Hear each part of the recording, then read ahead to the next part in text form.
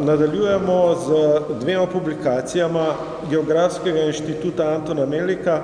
Obe sta posledica projektov, ki jih ima ta inštitut. Prvo bo predstavil Peter Kumar.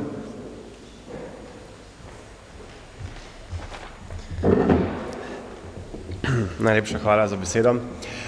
Pri katalogu dobrih praks, trajnostnih kulinaričnih doživetij v Sredozemlju gre za enega izmed rezultatov, kot rečeno, mednarodnega projekta Medfest, ki ga vodimo na Geografskem inštitutu Antona Melika. V tem katalogu je zbranih 18 kulinaričnih doživetij iz 8 različnih držav Sredozemlja.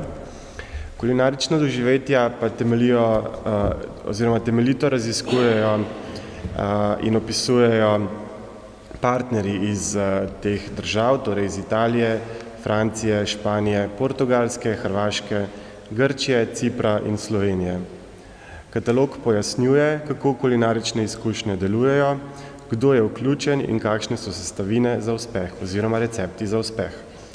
Posamezna kulinarična izkušnja je opisana skozi zgodbo, kjer je moč najti neprecenljive podatke o lokalni vključenosti in odnosih do dediščine, organizacijskih in upravljalskih vidikih, odnosov do obstoječih politik in strategij, trajnostnih vidikov, inovativnosti ter pogledih deležnikov.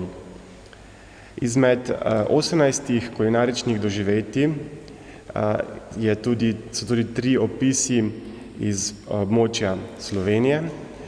Katere so te doživetja v Sloveniji, pa vas vabim, da si preberite sami.